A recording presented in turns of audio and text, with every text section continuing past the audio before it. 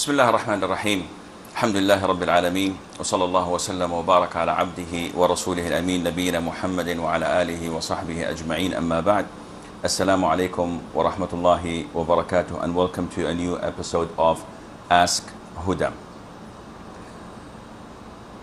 Before we take your calls or until you call us, I'd like to mention something that a lot of the Muslims seem to ignore, and that is the importance of the role of the parents in Islam. Ibn Mas'ud, may Allah be pleased with him, asked the Prophet ﷺ once, and he said, "O Prophet of Allah, what is the best deed to Allah Azza wa Jal? What is the most appropriate? What is the most deed that brings pleasure to Allah Azza wa Jal?" And the Prophet said, sallallahu alaihi wasallam, to pray on time. So Ibn Mas'ud said, then what? The Prophet said, alayhi salatu wasalam, to be respectful and obedient to your parents. And then the Prophet, Abdullah ibn Mas'ud said, and then what? And the Prophet said, alayhi salatu wasalam, jihad in the cause of Allah. The role of respecting and being obedient to the parents is something that Islam looks at highly. And it is so important that even if the parents were non-Muslim, Islam instructs the individual to be kind, obedient, and respectful to his parents.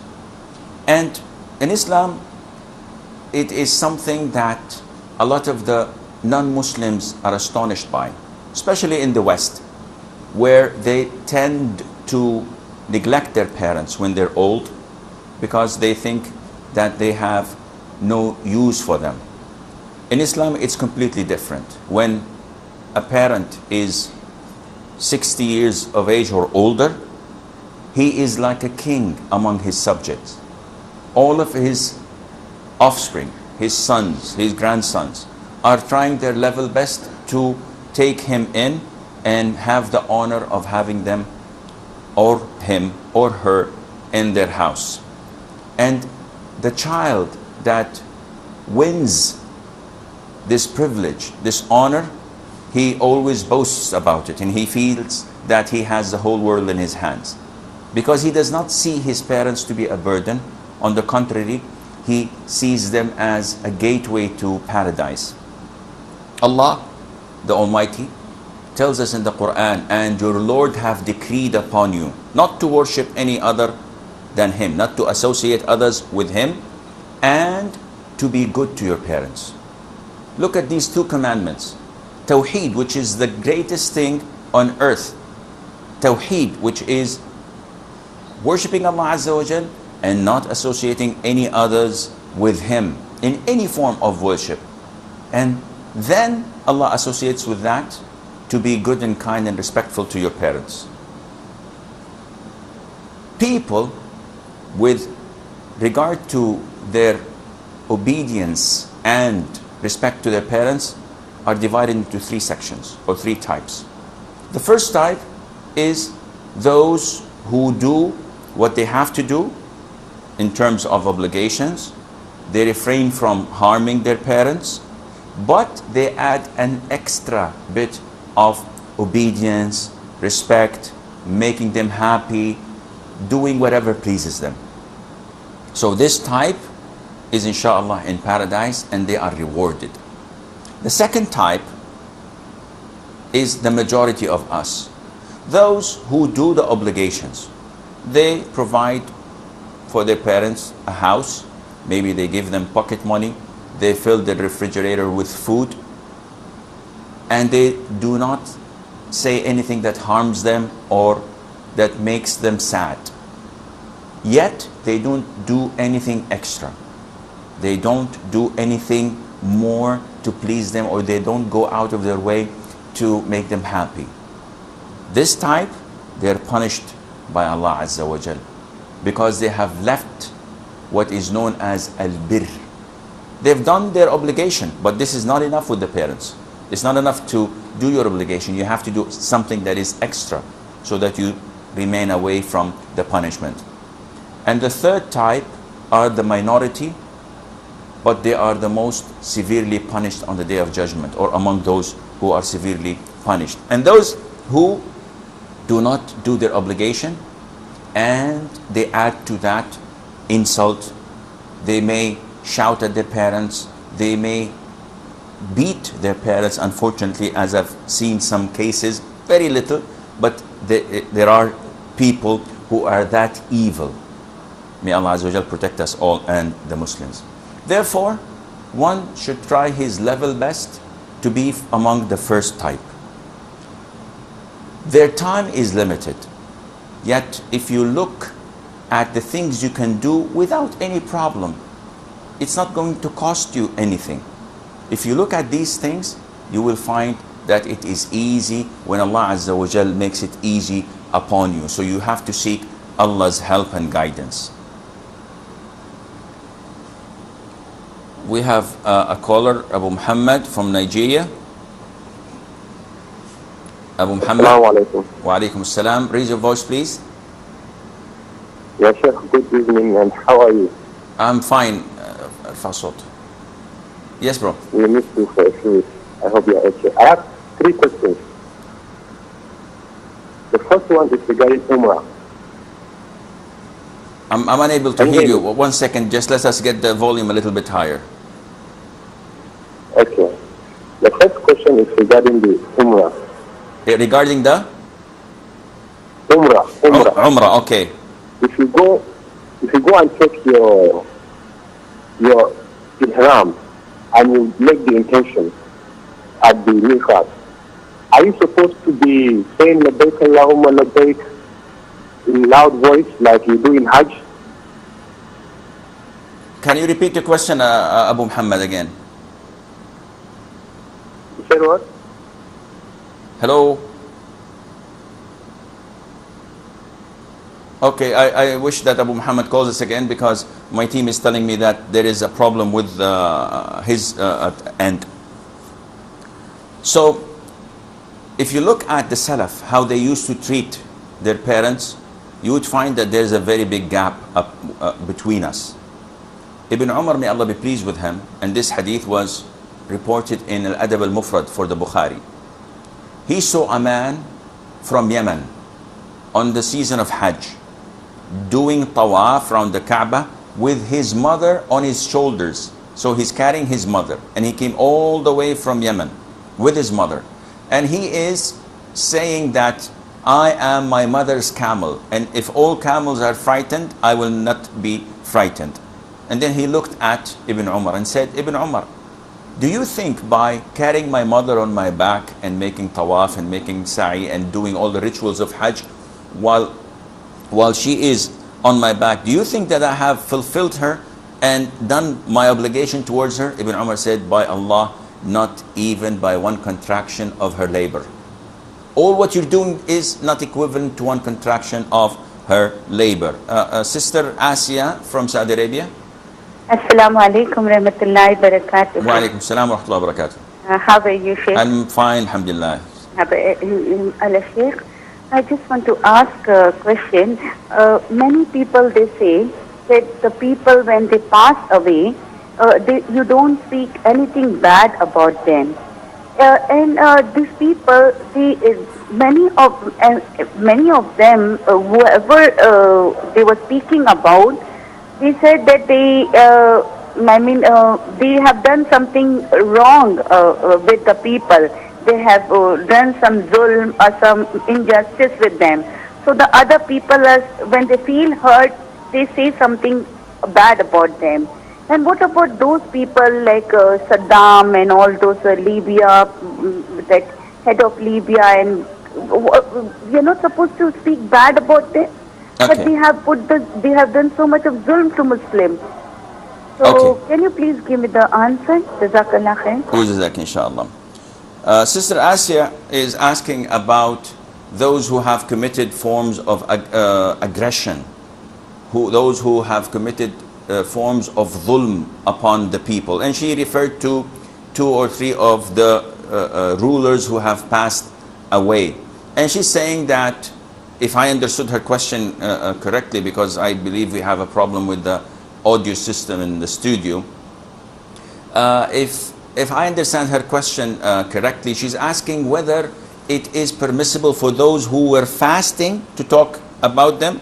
Well, generally speaking, these people who are known to be aggressors, who are known to have committed acts of transgression, and who have killed people, and who have tortured Muslims, and who have fought against Islam, it is permissible to talk about them and to mention the bad things that they have done, simply because they were not concealing this, and they were tyrants. They did this type of aggression in the open.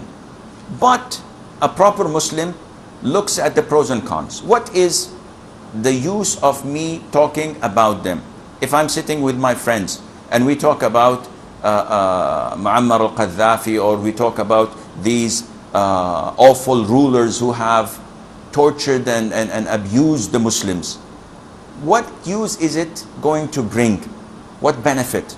So if there is no benefit, a proper Muslim refrains from talking about them, let alone cracking jokes or saying stories that are not authentic. This is not the way of a proper Muslim. But if I sit with people and they say, wallahi, this ruler or that tyrant or that bad Muslim was this and this and this, and they mention good things about him, no, in this case, definitely I have to stand up and defend Islam and say, no, this was a tyrant and he did so bad things and awful things. And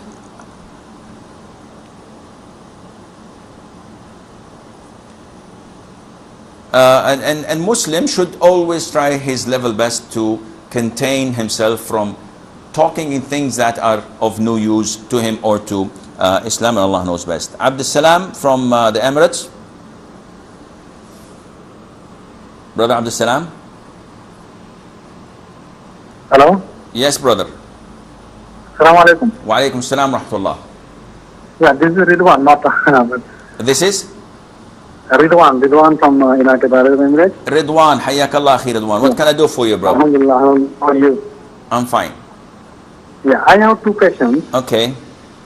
The first question is it compulsory by the woman to cover the head To before what? entering into the toilet or bathroom? Is it compulsory to what?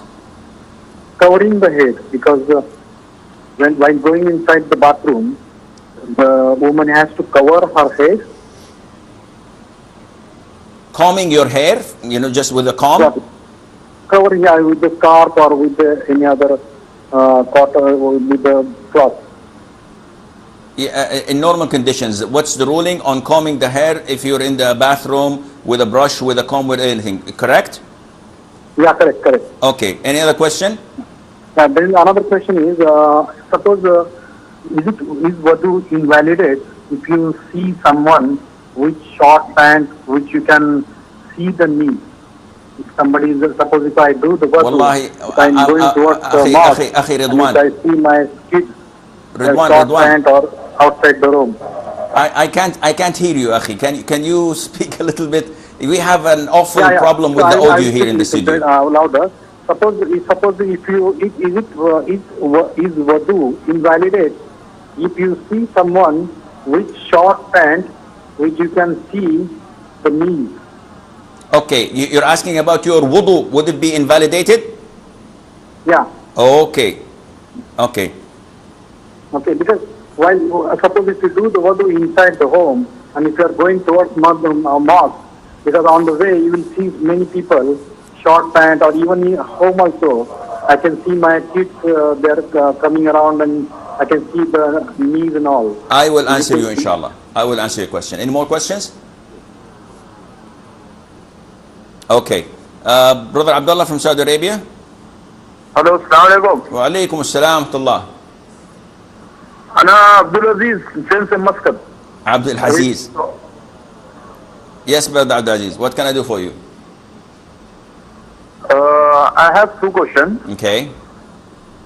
One is regarding, see, when we are taking bath, normally we are using the cream, like Nivea and all. In that one there is written some kind of alcohol is there. Okay. So with that one we can pray. Okay. Any more question? And another question regarding lady, are they allowed to do waxing? Okay. If she is wife and like that, similar to that. And removing the hair from the places that she wants to remove them. Yeah, from hand and like that. Okay. I'll answer your question, inshallah. Jazakallah khair. Wajazak. Alaykum assalam. Alhamdulillah, it appears that the audio is a little bit better. I'm able to hear. Brother Ridwan from the Emirates was asking about the ruling on combing the hair in the bathroom. And I see no reason for you, Brother Ridwan, to think that there is something bad in that. See, without any evidence from the Quran and Sunnah, and this is the foundation. When someone tells you, yeah, don't clip your nails every Sunday because the jinn would do this or that. No evidence from the Quran and Sunnah, so this is incorrect.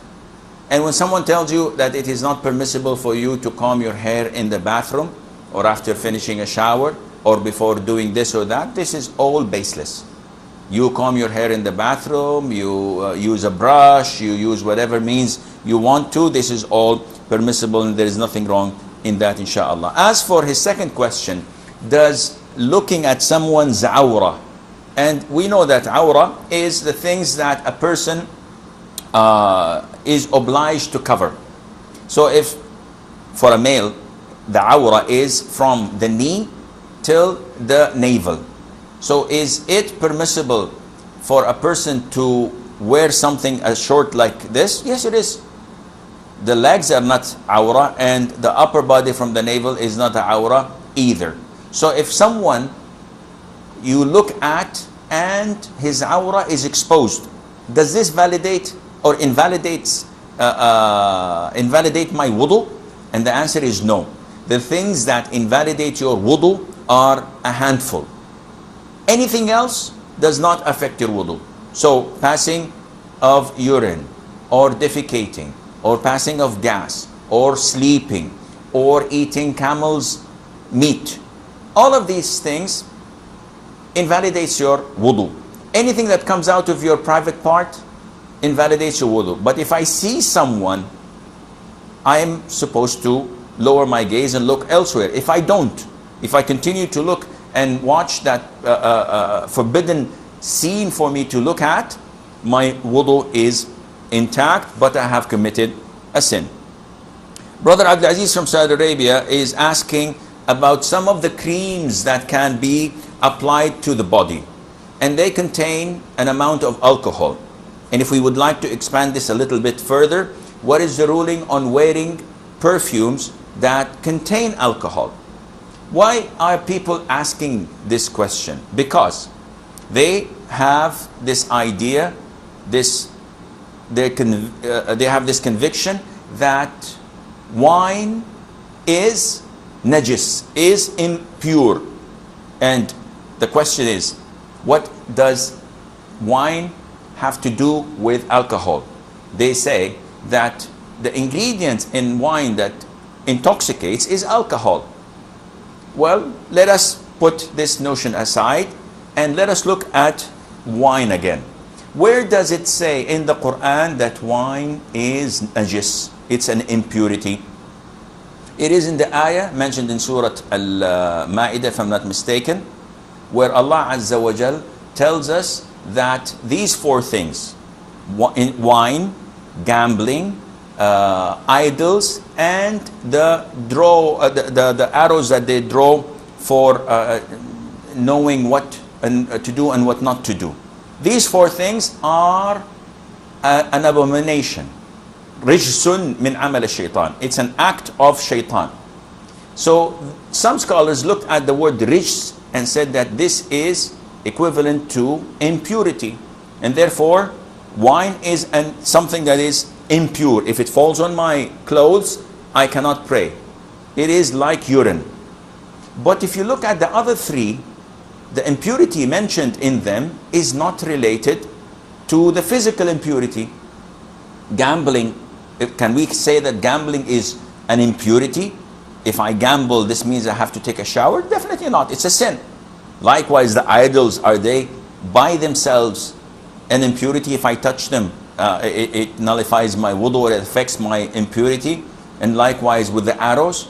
So these three things are not physically impure. And therefore, wine, which was mentioned in the ayah, is not physically impure. And that is why the Prophet ﷺ, when this ayah was revealed, he ordered the companions to get rid of any wine they had, and they spilled it in the streets of Medina. No one said that this would make the streets of Medina impure, and whenever you step outside your door, you have to go and wash your shoes and your feet because of this impurity.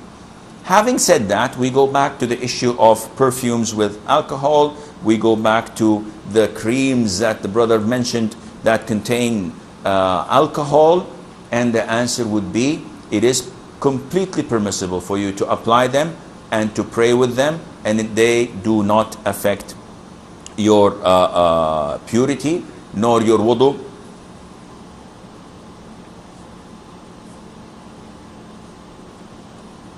And therefore it is completely permissible for you to use. As far as his second question about waxing, we have a caller from the Emirates, Abu Umar. We will take him, inshallah. We'll get back to you. Yes, Abu Umar. Assalamu alaikum, Shaykh. Wa alaikum salam rahmatullah.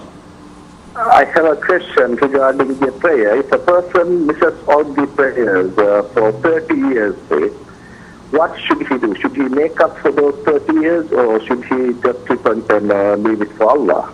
Your question is about prayer? Someone who did not pray for 30 years? That's right. Okay. Any more questions? That's all. Okay. We have Nana from Nigeria. Okay, Sister Nana is gone. Regarding Abdul Aziz's question regarding waxing, in Islam, hair is divided into three types.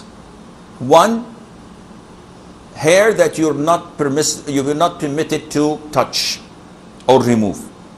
Two, hair that you're obliged to remove and get rid of.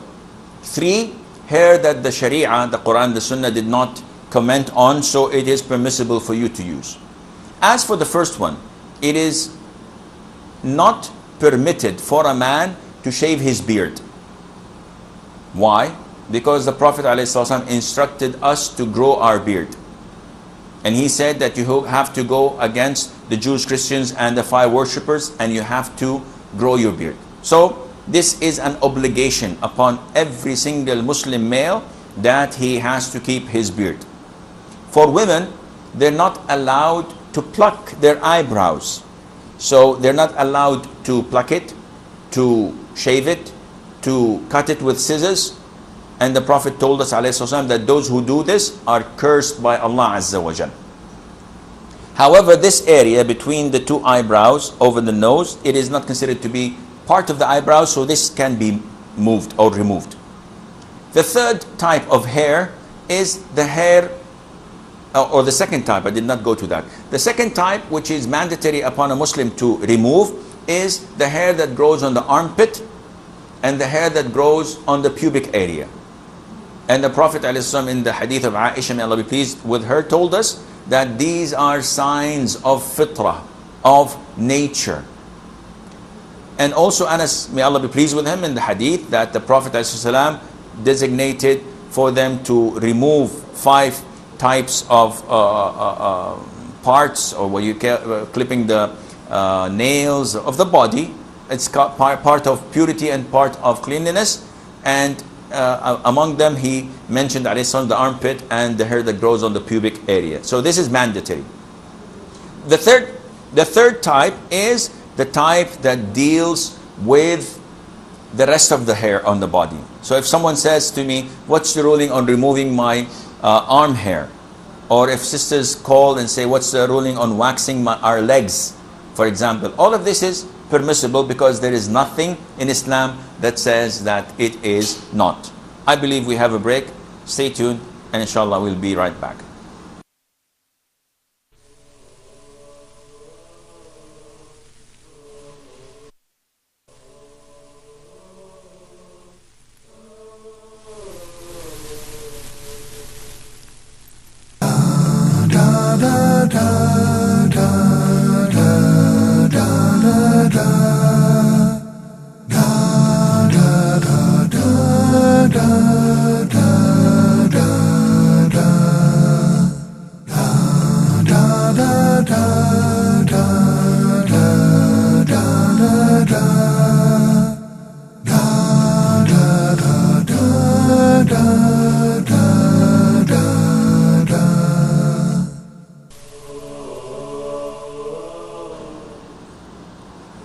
Assalamu alaikum and welcome back. Abu Umar's question, I forgot completely what it was about. It was to do with praying. Oh yeah, now I remember, alhamdulillah. The brother is asking about a person who did not pray for 30 years. And now, alhamdulillah, Allah Azza wa Jal has blessed him and he has repented and he is becoming practicing and prayer. And every true Muslim feels the burden of these neglected prayers that he had left. And a lot of the Muslims ask, is there any expiation? How can we make up for these prayers that we have missed? Well, first of all, you cannot make up for these prayers. Why is that? Because Allah Azza wa Jal has designated certain times for prayer. So if someone prays before time, it's not going to be accepted. And if someone prays after the time, it is not going to be accepted either. He has to pray within the intervals of the time of the particular prayer. And I'll give you an example.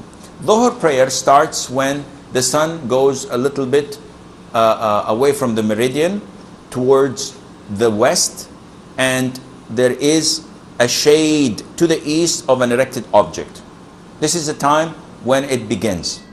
It ends when the length of an erected object is equivalent to its shade, when the shade becomes equal to the erected object. So this is the time of Asr. You can pray within these intervals, but if a person comes and prays half an hour before the adhan of Dhuhr, his prayer is invalid. It's not accepted. And if a person comes and does not deliberately pray within the interval between the beginning and the end, he's awake, he has nothing, no legitimate reason, and he deliberately postpones it until the Asr adhan is being called, then we say that his prayer is not accepted even if he prays it. Why?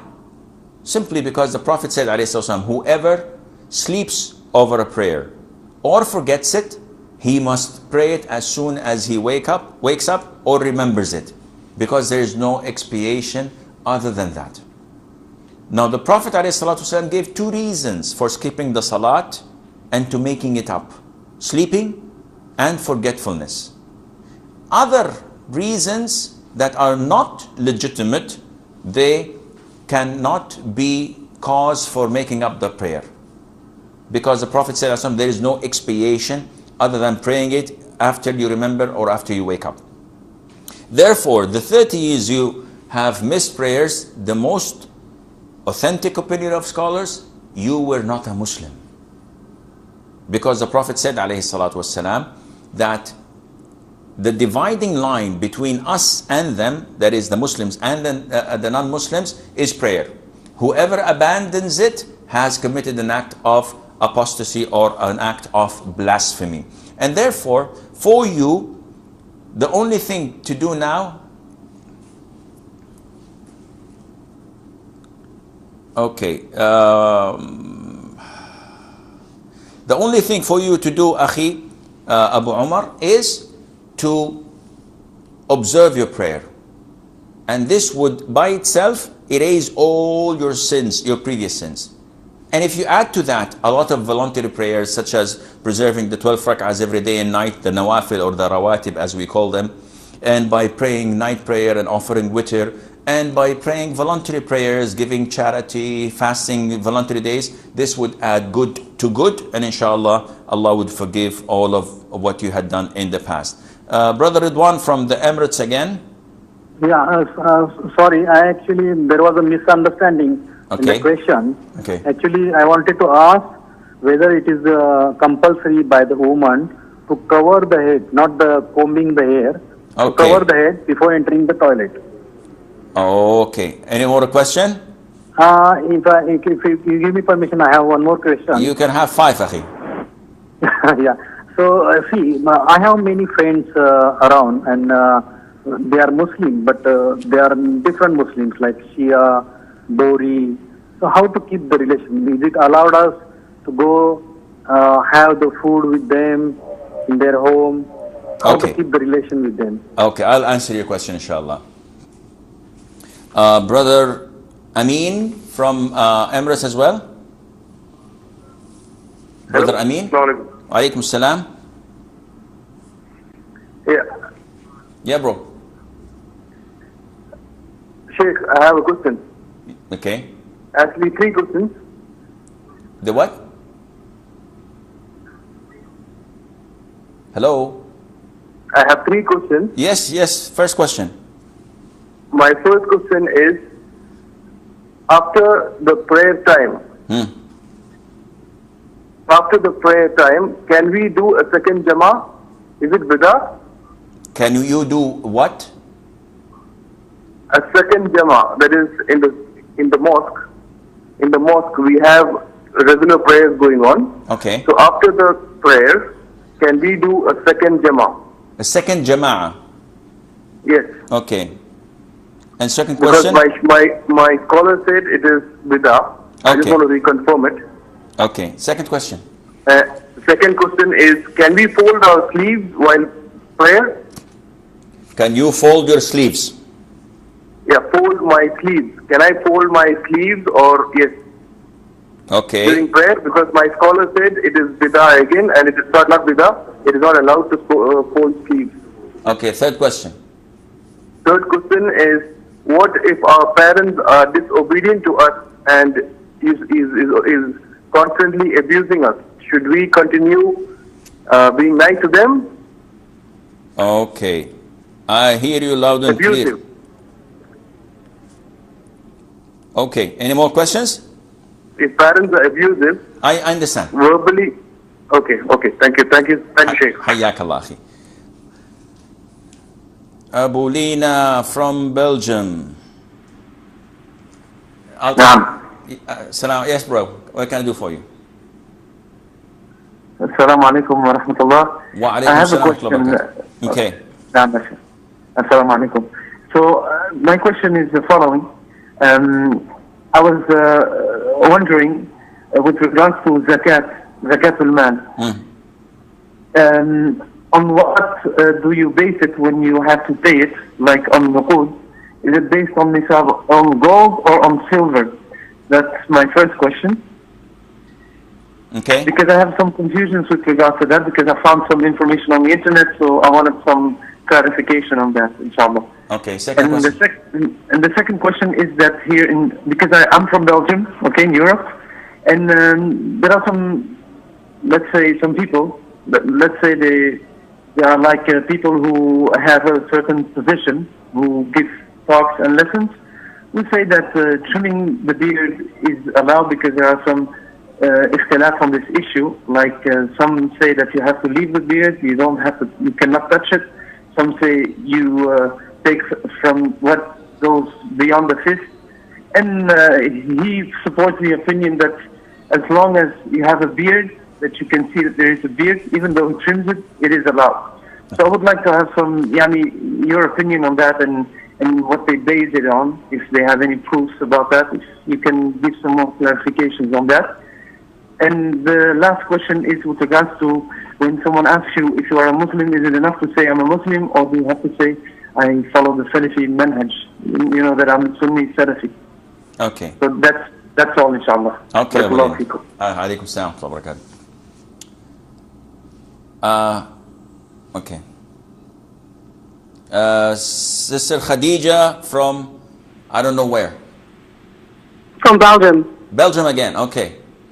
Yes. Yes, sister. I have 4 questions, if I can ask them. Yes, okay.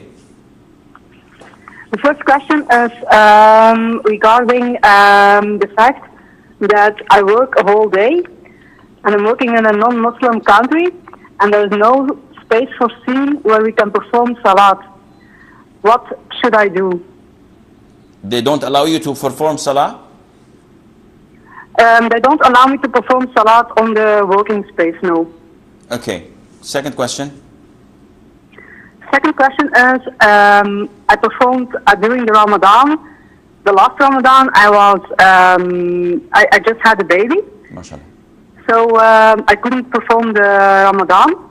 In the meantime, I have already fasted. I've already done Ramadan. I've already done again 15 days.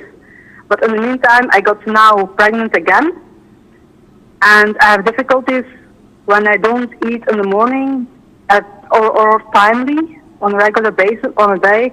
I cannot continue without eating, so I really need to eat. So I don't know what to do with my 15 days that still remain open from last year. Okay. Third question. The third question is about zakat. In fact, each time I do a sadaqah, I don't really say necessarily that it's zakat. So I don't know, is it now, is it then seen as zakat, or is it seen as sadaqah, and do I need to have the intention and to say this is zakat that I'm giving? Fourth question. And the fourth question is, I have a loan on my house, and I'm paying interest on it because the rent here in Belgium is that high that it's almost the same if you are getting money from a bank, getting a loan, or if you are paying the same amount but on rent, which in the end, after 20 years, you don't have a home. And if you get a loan, you still have your home. So I was wondering if you receive interest then on a bank account, on money that you have saved, should that interest be given away, or can you say I am paying also interest, so I deduct it from that amount, so in the end I'm still paying interest? Okay, I'll answer your questions, inshallah. Okay, we have a whole lot of questions, so I don't think we are going to receive anything before addressing these questions. First of all, Brother Ridwan from the United Arab Emirates. He is asking about the ruling that some people think that it is mandatory for a woman before entering a bathroom to put her hijab on. And this is baseless. It has no foundation, none whatsoever. And it is an innovation to do such a thing. When you go to the bathroom, you go like any other room. You say Bismillah, A'udhu Billahi min al-Khubthi wal Khaba'ith, and you enter the bathroom. You can take your clothes there, you can take a shower, you can make wudu without being covering your head. So this is wrong. And he's saying that he has friends from other sects, and he named 2 or 3 of them. And what he's asking, what's the ruling on answering their invitation or inviting them over for lunch or for dinner? Well, it depends.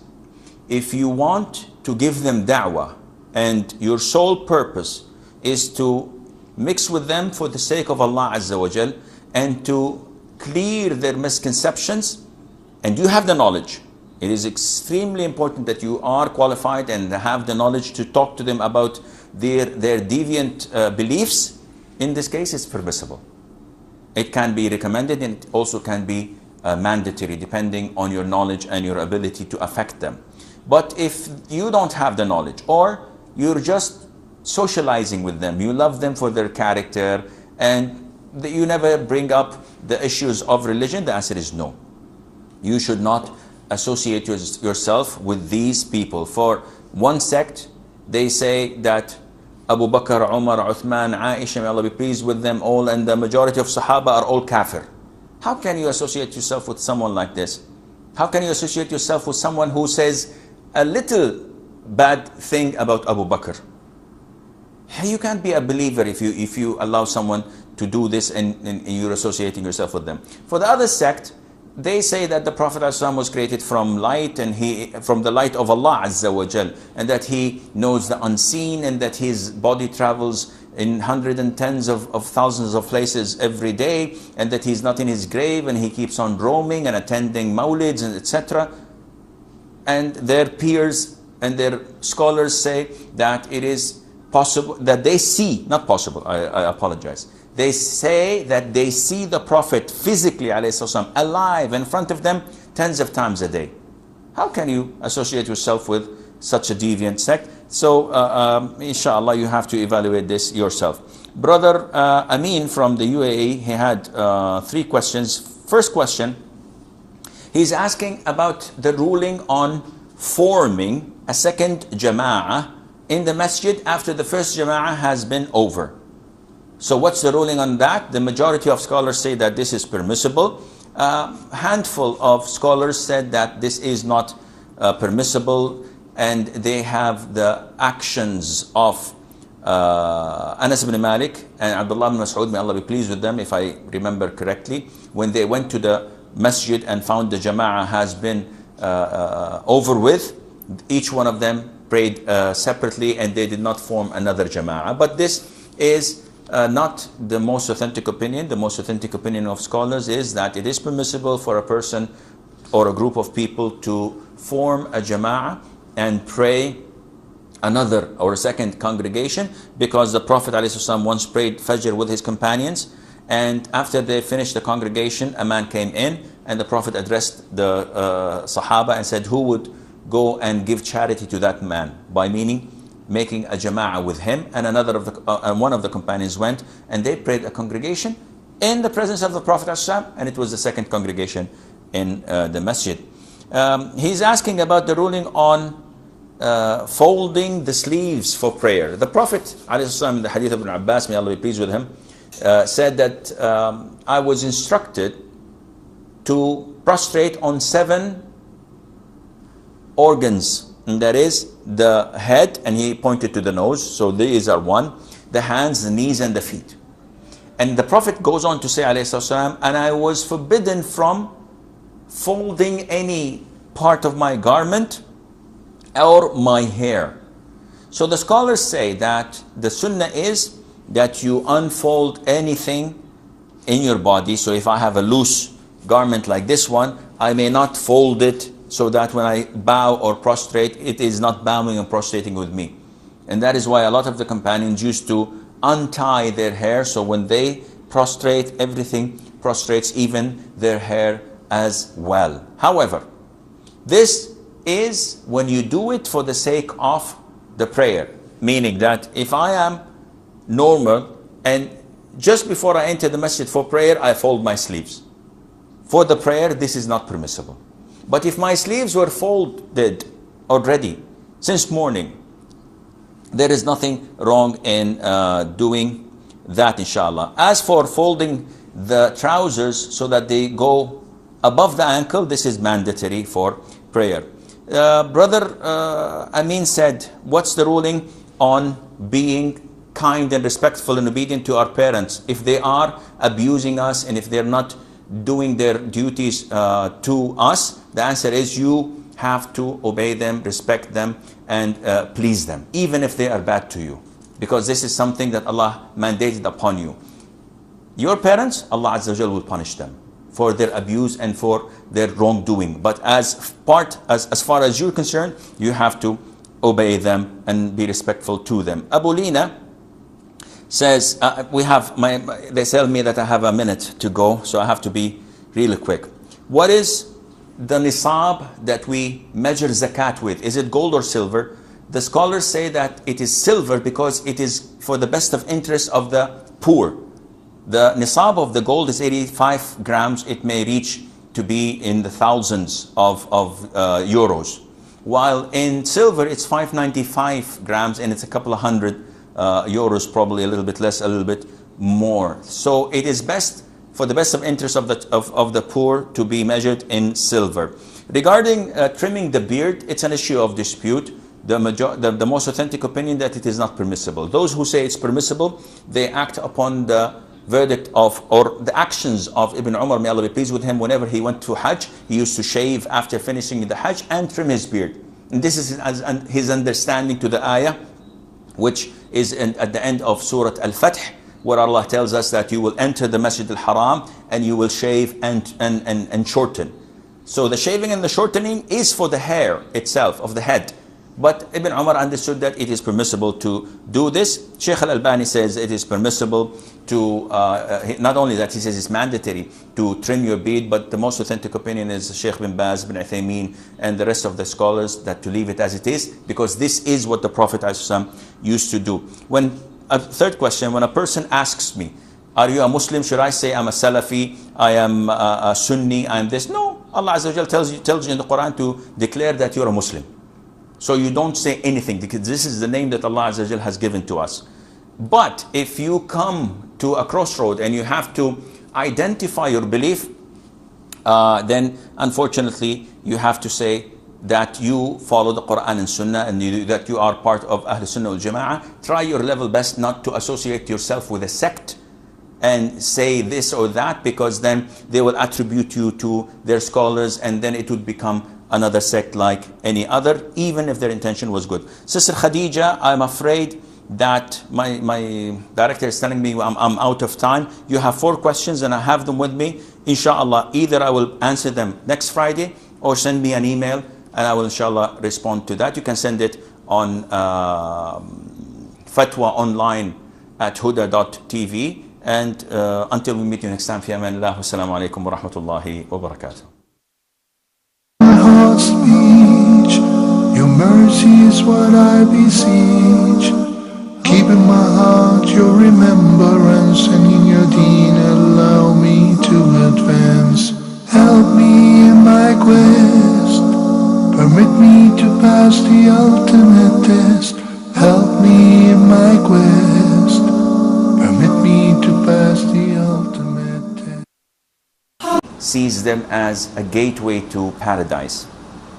Allah, the Almighty, tells us in the Quran, and your Lord have decreed upon you not to worship any other than Him, not to associate others with Him, and to be good to your parents.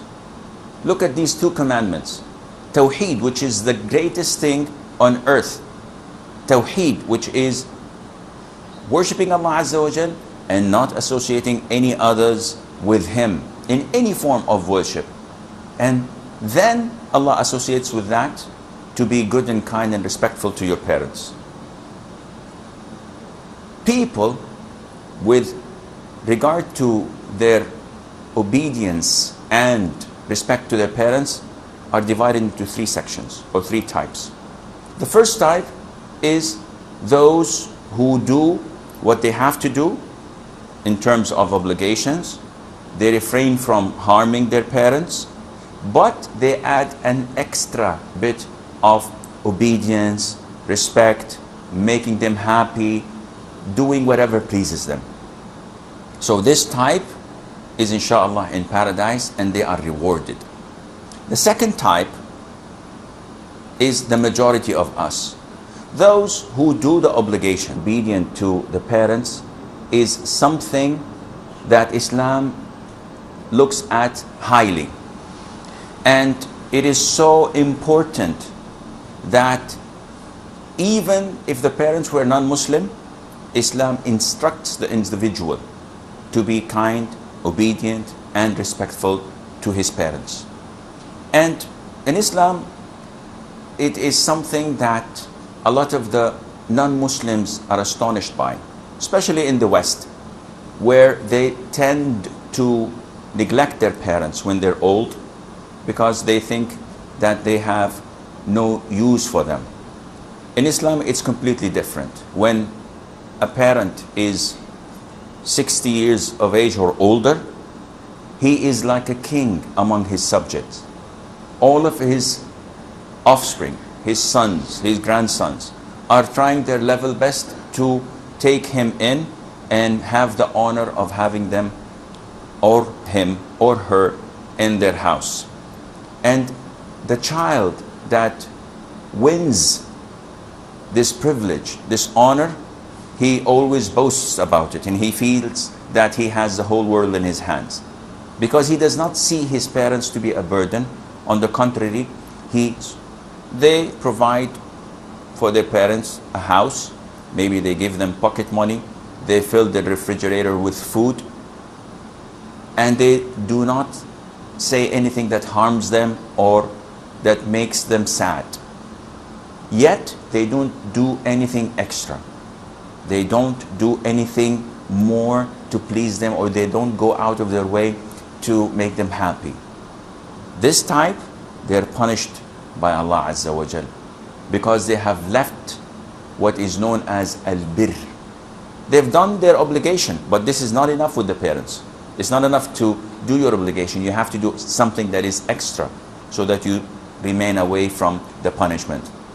And the third type are the minority, but they are the most severely punished on the Day of Judgment, or among those who are severely punished. And those who do not do their obligation and they add to that insult, they may shout at their parents, they may beat their parents, unfortunately, as I've seen some cases, very little, but there are people who are that evil. May Allah Azza wa Jal protect us all and the Muslims. Therefore, one should try his level best to be among the first type. Their time is limited, yet if you look at the things you can do without any problem, it's not going to cost you anything. If you look at these things, you will find that it is easy when Allah Azza wa Jal makes it easy upon you. So you have to seek Allah's help and guidance. We have a caller, Abu Muhammad from Nigeria. Abu Muhammad. Assalamu alaikum. Wa alaikum assalam. Raise your voice, please. Yes, sir. Good evening, and how are you? I'm fine, Fasot. Yes, bro. We missed you for a few weeks. I hope you're okay. I have 3 questions. The first one is regarding Umrah. I'm unable to hear you. 1 second, just let us get the volume a little bit higher. Okay. The first question is regarding the Umrah.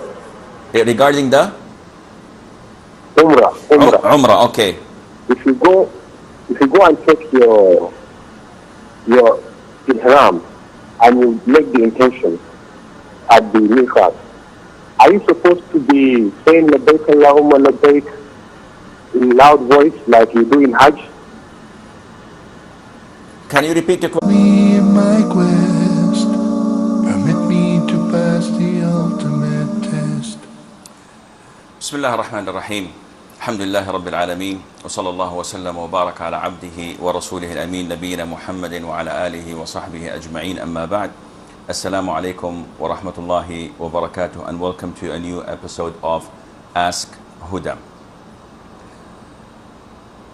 Before we take your calls, or until you call us, I'd like to mention something that a lot of the Muslims seem to ignore, and that is the importance of the role of the parents in Islam.